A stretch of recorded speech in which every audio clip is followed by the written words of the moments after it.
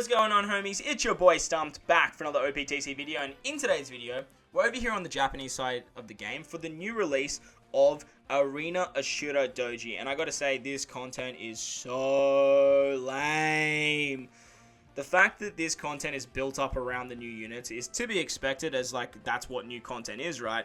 But unfortunately, this particular piece of content is very specific to the new batch and the new legends, which I am not a huge fan of myself, as it just restricts team building significantly. Like, it's just so frustrating, man. But in today's video, I do have three particular teams for you guys to take down this event. The first team is utilizing none of the new batch, none of the new legends, which is really, really good, but it does have some very high-end legends.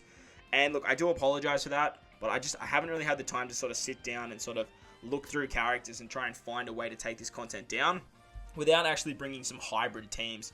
Now, shout out to my boy Matty. He actually showed me the very first team that we are using, and I had no idea that lore actually worked the way he does, but you guys will see when we actually get into the run. But he did tell me he found the team on Reddit, so I will leave a link to the subreddit in the description below. If you guys are struggling for teams, make sure to head over there. There's a bunch of really good teams for all types of content, and it can help you guys out if you're sort of looking for options. Unfortunately, it sort of doesn't show the playthrough, but there are some videos up for you guys, and it could help you out if you are missing some of the units that I actually use in today's video, or if you are struggling to sort of find some good units to take this particular event down. But as I mentioned, the content is very specific to King and Queen, as well as Orochi and Kanjuro. You can do some hybrid teams, which are really, really nice, but the fact that it is so segregated to these particular units, it's very similar to the Sabo Koala incident when Sabo Koala first came out. It was just so hard to build teams for, because like there wasn't many characters that couldn't do what they do and can't do it as well as they do. So in today's video, like I said, I do have three teams for you guys. The first team is utilizing a double 7th anniversary lore team. The second team is utilizing super type Zoro, hybriding with Queen. And then the final team is a hybrid King and Queen team. Now, hybrid teams, they're just not optimal, even for whales and endgame players. But unfortunately, look, it just is what it is at the moment.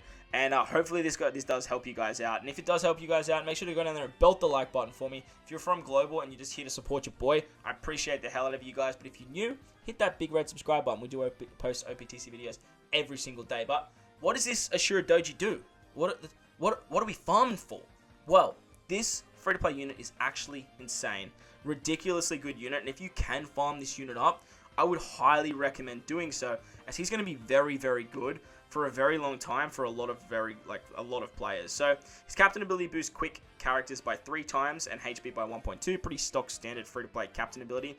He is a quick powerhouse slasher, and his special has 2 stages. So stage 1 is on a 12-turn cooldown, which seems pretty high for a 12-turn cooldown, but you got to remember, very similar to Orochi and Kanjuro, these units are actually built for King and Queen, who basically give you guys like 6 turns of cooldown if you are utilizing them correctly. So their cooldowns are very high, but their specials do a lot. So on stage 1, he gives you 4 turns of special seal reduction on the crew, 4 turns of threshold reduction, 80 times characters attack and typeless damage to all enemies, so he does damage, which is good for supports.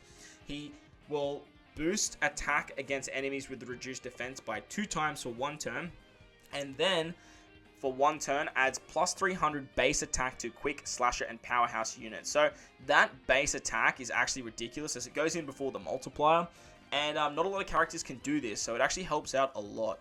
On his stage 2 special, unfortunately it's on a 24 turn cooldown, a whopping 24 turns, chat.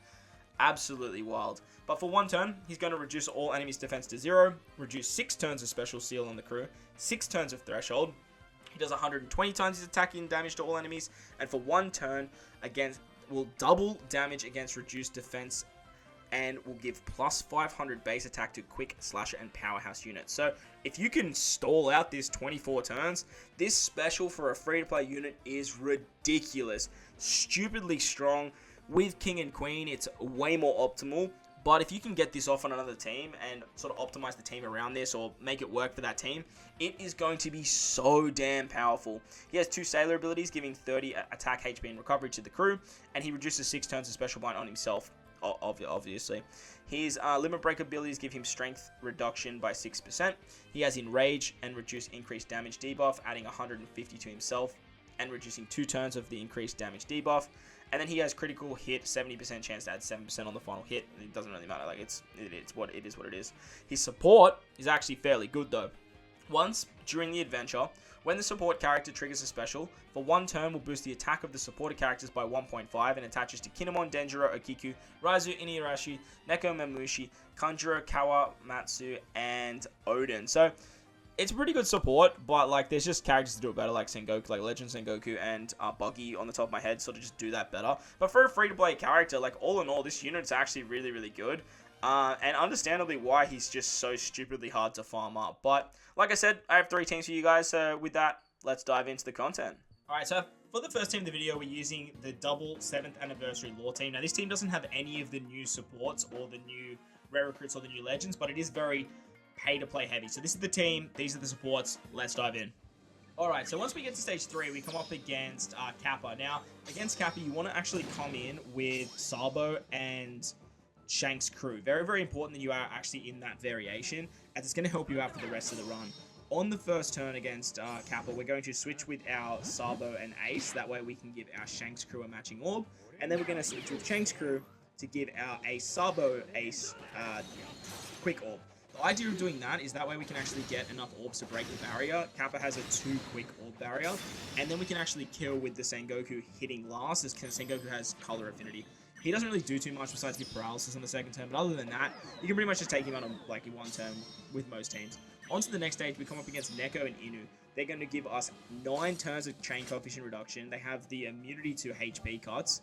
They have resilience and a counter mechanic. They take away all your orbs, and they roll back your crewmates' specials by 2 turns, and they lock your specials, so you can't actually gain special charge through natural stalling while that's on for like 2 perfects, I'm pretty sure it is. So what we're going to do here is we're going to use the switch ability of our Shank's crew, the super switch of our Ace Sabo. Then we can use the special of Zoro and Sengoku. That way we can remove the resilience. We have an orb buff to our dex units. We have 2.25 times color affinity. And we have an attack boost with the switch ability of Shank's crew. Now, as I mentioned in the intro, this team is very, very, like, this whole content is very intricate to the new units, and I'm not a fan of it at all. But with these particular units, we can get around it, as we do have a lot of power just with switch abilities. Onto the final stage, when we come up against ASHURA DOJI, he's going to give us a full board of either Int or Psi orbs. I think it's depending on your captain. He has 10 turns of resilience, and he only lets you use 2 specials. He also gives you 4 turns of burn, which is like a 10k burn, which is massive. And once again, it just shows that this content is just absolutely arrogant in the sense that you, like, it's very hard to complete without those new units. It's very, very difficult. We're going to switch with our Shank's crew. Sorry, we use the special of one of our lures first, then switch with Shank's crew for some orbs, switch with Sabo and Ace for some color affinity buff, and then we're going to do some cheeky shenanigans. Now, lore, I didn't even know could do this. He can actually get through resilience with his final tap mechanic. Now, you don't want to do too much damage. You just want to hit grades and then hit a perfect with a lore, and that way you can actually get through the resilience, as he has that final tap mechanic where he does like 20% of the character's HP as like additional damage, and it actually goes to resilience, which I thought was really cheeky and a big reason why I want to actually use this team. So once again, shout out to the Reddit. Once ASHURA DOJI dies, he actually revives with an attack up mechanic. On the 3rd turn, he does like a whole bunch of nasty stuff, so just be very, very careful. But with the switch abilities of our Sabo, Ace Sabo, we can get color affinity and some matching orbs. Then we can use our other lore to get the attack boost. And with that, we can take out Ashura, no issues whatsoever. This team was very finicky still, and it did take me a little bit of time, but I really enjoyed the fact that you could use lore to get around resilience, which I had no idea he could do, which I really, really cool. Let's move on to the next team now. So moving on to the next team now, we're utilizing a hybrid super type Zoro with a friend captain queen. Now this queen's actually the friend captain system, so these are the teams, this is the team, these are the supports. Let's dive in. Alright, so once again, we're over here at stage 3, and we come up against Kappa.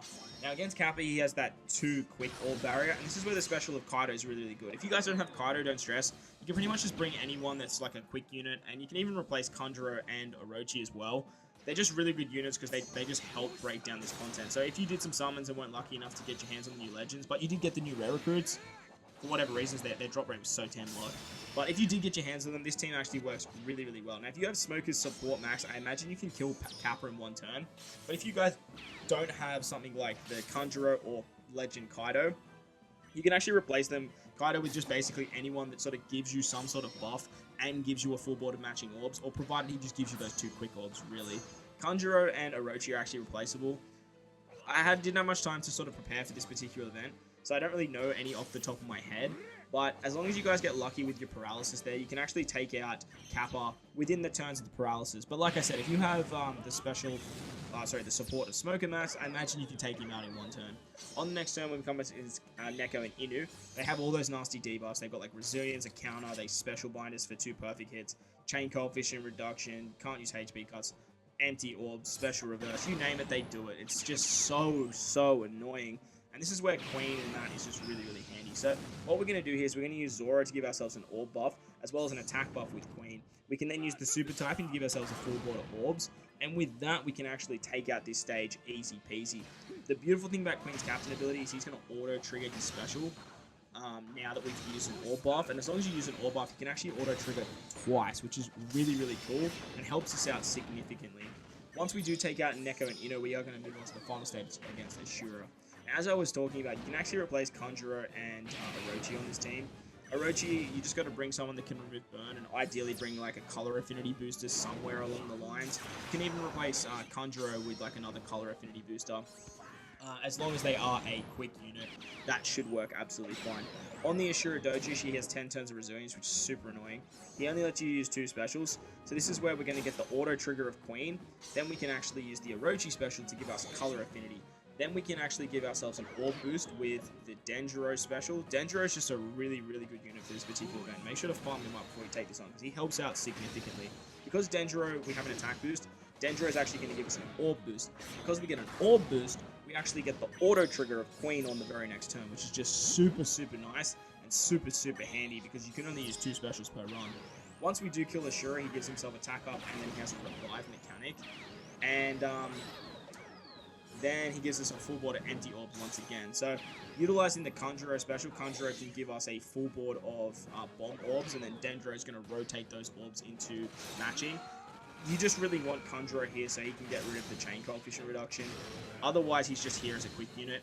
Dendro rotates empty orbs anyway, so he just works fine. You just sort of want to bring another quick unit for Conjurer if you guys don't have him. But the team worked really well, and as you can see, it took out Ashura fairly easily. Let's move on to the Big Quail. And for the final team, we're using the Big Quailin team, where we're using a Queen and King hybrid team. We do have the new batch as well as Dendro on here as well. We do have Capone Pirates, but like, honestly, they're pretty much replaceable. We'll talk about that in a second. This is the team, these are the sports. Let's dive on in. Alright, so once we hit stage 3, we come up against Kappa. Now, Kappa only puts up like a 2 quick orb barrier, so as long as you guys bring some characters that have the quick orb mechanic, or if you have a friend Captain King, you can actually get around that. But what we're going to do on this stage, we're going to use the Capone Pirates special. That way we can give ourselves an attack boost to our driven and shooter units. This whole team is actually driven, so it works nicely. Because we have an attack boost, we can then use Denjiro. Denjiro gives us an orb buff, and that's going to let us auto-trigger the King and Queen special. Now, if you guys don't have Capone Pirates, understandably so, just bring someone that can rotate orbs. Ideally, that way you can get yourself a quick 2 quick orbs on King and Conjurer. As mentioned in the previous team too, Conjurer is kind of replaceable. For this particular team, he just works really well. On the next stage against Neko Inu, they give us full board of empty orbs. They're going to be like immune to HP cuts.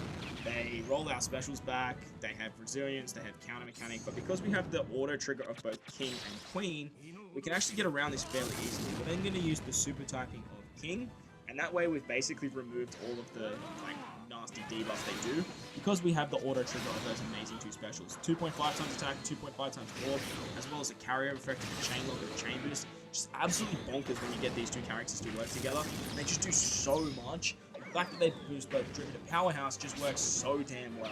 On to the final stage against ASHURA Doji now.